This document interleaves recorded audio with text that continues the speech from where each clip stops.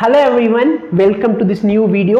இந்த வீடியோ பார்த்தனா ரொம்பவே இம்பார்ட்டன்ட்டான வீடியோ. யாருக்காக அப்படினு பார்த்தனா இந்த 300 மார்க் 350 மார்க் வாங்கி உட்கார்ந்துட்டோம். நாங்களும் எல்லாத்தையும் படிச்சிட்டோம். இருந்தாலும் அந்த மார்க்ல உட்கார்ந்ததுக்கு அப்புறம் அந்த மார்க் இம்ப்ரூவே பண்ண முடியல.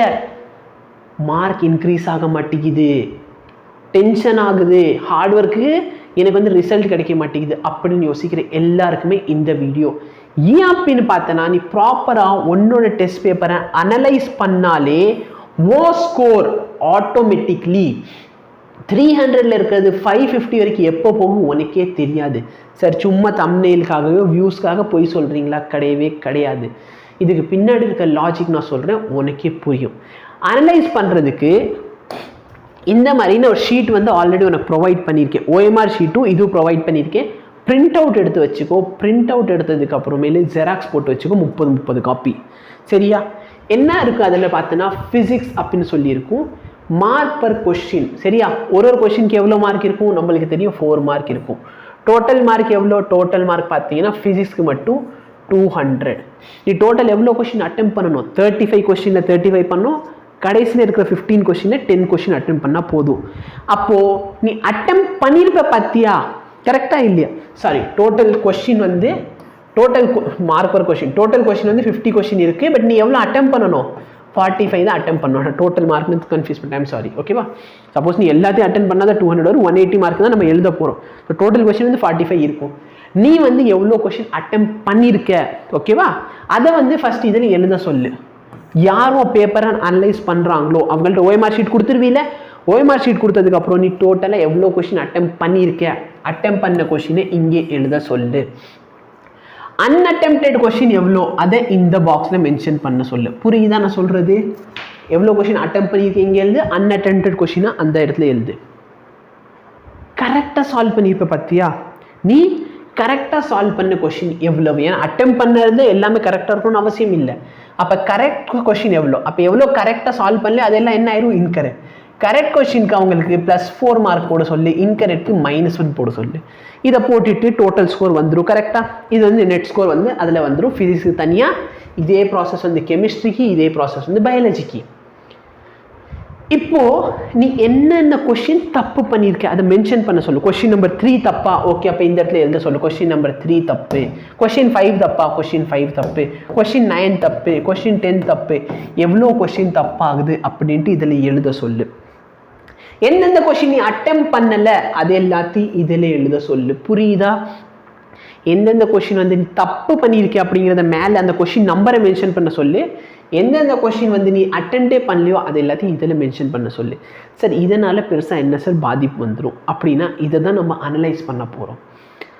இந்த ஒர்க்கு நீ பண்ண வேண்டாம், உங்கள் வீட்டில் இருக்கிற யாரையாச்சும் பண்ண சொல்லு. இந்த டைம் ஒரு 40 to 50 மினிட்ஸ் ஆகுதுன்னா அந்த டைம் நீ கொஞ்சம் ரிலாக்ஸ் பண்ணிக்கோ. இதை வந்து பண்ணி கொடுத்துருவாங்க வந்துட்டு. உன்னோட டோட்டல் நீட்டோட டோட்டல் ஸ்கோர் வந்துடும். ஓகேவா? நீட்டில் எழுதுனா எவ்வளோ டோட்டல் ஸ்கோர் கிடைக்கிது அந்த மார்க் டெஸ்ட்டில் அந்த டோட்டல் ஸ்கோர் அது எப்படி வரும்? கெமிஸ்ட்ரியோட டோட்டல் ஸ்கோர், ஃபிசிக்ஸோட டோட்டல் ஸ்கோர், பயாலஜியோட டோட்டல் ஸ்கோர். இதுக்கப்புறம் இந்த மேபி இது பார்க்குறதுக்கு ரொம்ப குட்டியாக இருக்கணும்னு உனக்கு தெரியாமல் இருக்கலாம். பட் நான் என்ன இருக்குது அப்படின்னு சொல்லிட்டு பிடிஎஃப் நான் ஆல்ரெடி ப்ரொவைட் பண்ணியாச்சு. Analyse you of wrong answer. அந்த இன்கரெக்ட் ஆச்சுல, அந்த இன்கரெக்ட் நம்பர் 1 கொடுத்துட்டாங்க. இந்த கொஷின் வந்து உனக்கு இன்கரெக்டாக இருக்குது. அதில் அந்த கொஷினை நீ திரும்பி பாரு. சரி, அந்த 1 hour 1.5 hour எடுத்து அந்த கொஷின் என்ன பண்ணு? திரும்பி பாரு. இப்போது அந்த கொஷினை நீ என்ன மிஸ்டேக் பண்ணியிருக்க? அப்போ இந்த ஃபர்ஸ்ட் கேட்டகிரியில் விழுகிறவங்க யார் அப்படின்னு பார்த்தனா, கொஷின் தெரியும், ஆன்சரும் சால்வ் பண்ண தெரியும், ஆனால் நான் ஏதோ ஒரு கான்செப்ட் அது கால்குலேஷன் மிஸ்டேக் பண்ணியிருக்கேன்.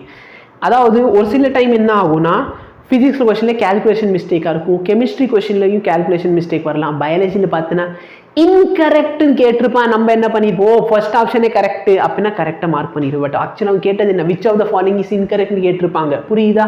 அப்போ அதெல்லாம் பார்த்தோன்னா உன்னோட சில்லி மிஸ்டேக், கேல்குலேஷன் மிஸ்டேக். அப்போ எத்தனை கொஷின் அந்த மாதிரி நீ தப்பு பண்ணியிருக்க அப்படின்ட்டு எழுது. ஃபிசிக்ஸ்லேருந்து இவ்வளோ, கெமிஸ்ட்ரியில் இவ்வளோ, பயாலஜியில் இவ்வளோ கொஷின் அப்படி தப்பு பண்ணியிருக்கேன். யோசிச்சு பார்த்தோன்னா இப்போ சப்போஸ் இதில் ஒரு 30 கொஷின் வந்து இந்த மாதிரி கால்குலேஷன் மிஸ்டேக் விட்டுருக்கேன்னு வச்சுக்கோயே. இந்த 30 கொஷினால ஒரு மார்க் பார்த்தோன்னா -13 வந்திருக்குமா? சப்போஸ் இந்த கொஷினை நீ அடுத்த டைம் அட்டென்ட் பண்ணுறப்ப கரெக்ட் பண்ணால் உனக்கு எவ்வளோ மார்க் கிடைக்கும்? யோசிச்சு பாரு. ஆப்வியஸ்லி ஒரு 200 கொஷின் 30 கொஷின் இந்த மாதிரி கால்குலேஷன் மிஸ்டேக் விட்டுறது சாகச்சிடணும். சரியா? கேஷுவலாக நடக்கிற ஒரு விஷயம். அப்போ நீ கரெக்ட் பண்ணிட்டேன்னா எவ்வளோ ப்ளஸ் மார்க் கிடைக்கும்? 30 கொஷினுக்கு ப்ளஸ் மார்க் போட்டால் 120 மார்க் கிடைக்கும். அப்போ நல்லா பாரு, ஃபர்ஸ்ட் வந்து 30 மார்க் கம்மியாச்சு, ஆமாவா இல்லையா? இப்போ 120 மார்க் கூடி இருக்கு. அப்போ டோட்டல் எவ்வளோ இன்க்ரீஸ் ஆகிருக்கும்? 150 மார்க் இதுலேயே இன்க்ரீஸ் ஆகுது. புரியுதா இல்லை என்ன சொல்கிறேன்ட்டு? அப்போ முன்னாடி சப்போஸ் நீ 300 மார்க் வாங்கின, இப்போ என்னாச்சு? -30 கம்மியாதே ப்ளஸ் 120 கிடைக்குது. அப்போ எவ்வளோ கிடைக்குது எனக்கு? ப்ளஸ் 150. அப்போ ஆன்சர் எவ்வளோ, மார்க் எவ்வளோ ஆயிடுச்சு? சடனாக 450 வரைக்கும் ரைஸ் ஆயிடுச்சு. இது ஒன்னாலே ஃபீல் பண்ண முடியும். நெக்ஸ்ட் என்ன பண்ண போகிறேன்? ஒரு சில இதுக்கே எனக்கு கான்செப்டே தப்பாக தெரியும். ஒரு சில ஃபிசிக்ஸ் வீடியோ நான் அதாவது சேனலில் பார்க்குறேன். ஒரு சில ஸ்டூடெண்ட்ஸ் என்ன சொல்லுவாங்க, இந்த ஃப்ளக்ஸுக்கு நாங்கள் அன்றைக்கி டிஸ்கஸ் பண்ணிக்கிட்டு இருந்தோம். எந்த சேனல் சார் அப்படின்னு கேட்டேன்னா, கான்செப்ட் A2K டெலகிராமில் போயிட்டு கான்செப்ட் A2Kன்னு மொத்தமாக டைப் பண்ணி ஒரு சேனல் கிடைக்கும், அந்த சேனல் ஜாயின் பண்ணிக்கோ. அங்கே டிஸ்கஷனில் நாங்கள் ஒரு கொஸ்டின் சால்வ் பண்ணிக்கிட்டு இருக்கோம். ஒருத்தவன் என்ன சொன்னா, சார் இது கான்ஸ்டன்ட் வெலாசிட்டியில் மூவ் ஆகுது, அப்போ இஎம்எஃப்ஏ கிரியேட் ஆகுது, அது பார்த்தோன்னா ஒரு மிஸ் கான்செப்ட், அது வந்து தப்பான ஒரு கான்செப்ட். ஸோ இந்த மாதிரி வந்து கான்செப்ட் வந்து தப்பாக இருக்கா இல்லை கரெக்டாக தெரிஞ்சு வச்சுருக்கோமா அப்படின்னு தெரிஞ்சுக்கணுன்னா கொஷின்ஸை சால்வ் பண்ண தான் தெரியும். அப்போ ஒரு சில டைம் உனக்கு ஓஹோ இதுதான் தப்போ அப்படின்ட்டு புரிய ஆரம்பிக்கும். அப்போ இந்த கொஷினை நீ என்ன பண்ணலாம், இந்த கொஷினை நீ வந்து கரெக்ட் பண்ணிட்டேன்னா அடுத்த டைம் ஒரு ஸ்கோரை யோசிச்சுப்பாரு. ஓகேவா? இந்த மாதிரி கொஸ்டின் ஒரு 10-15 இருக்குன்னு வச்சுக்கோயேன், இந்த கொஷினும் தப்பு பண்ணியிருக்கு, அப்போ இதுவும் கரெக்ட் ஆகும். ஒரு சில கொஷின் என்ன டைப்னா, எனக்கு அந்த கொஸ்டின் என்னன்னு தெரியாது, ஆன்சர் வந்து எனக்கு என்னன்னே தெரியாது. இது பார்த்தேன்னா நான் ஏதோ மிஸ்டேக் பண்ணேன், இது உடனே சரியாயிடும். ஒரு சில கான்செப்ட் தப்புனா அந்த கான்செப்ட் நீ உட்காந்து ஃப்ரீ டைமில் நெக்ஸ்ட் டே இருக்கும் பார்த்து ரிவைஸ் பண்ணுறதுக்கு, அந்த டைமில் உட்காந்து அந்த கான்செப்ட் எல்லாம் படித்தா உனக்கு வந்து இன்னும் பெட்டர் மார்க் கிடைக்கும். ஒரு சில வந்து எனக்கு சால்வே பண்ண தெரியல, அப்போ சால்வ் பண்ண தெரியாத கொஷினை என்ன பண்ணணும், நீ சால்வ் பண்ண தெரியாத கொஷினை நெக்ஸ்ட் டே என் கூட உட்காந்து நான் வீடியோட சொல்யூஷன் கொடுக்குறப்ப அதை சால்வ் பண்ணி பழகுவேன். அப்போ இந்த 3 கேட்டகரி இருக்குது பார்த்தியா, இந்த 3 கேட்டகரியில் இருக்கிற கொஷினை நீ கரெக்ட் பண்ணாலே ஆட்டோமேட்டிக்லி 200 மார்க் 220 மார்க் வரைக்கும் மார்க் வந்து பூஸ்டப் ஆயிடும். ஆல்ரெடி எடுக்கிற மார்க்கில் 220 மார்க் பூஸ்ட் ஆகுது. சார் நான் எடுக்கிறதே 220, அப்போ 440 ஆயிரும். யோசிச்சு பாரு, 440லையும் பார்த்தீங்கன்னா பிடிஎஸ்லாம் நல்ல நல்ல காலேஜே கிடைக்கும். புரியுதா? நெக்ஸ்ட் பாரு,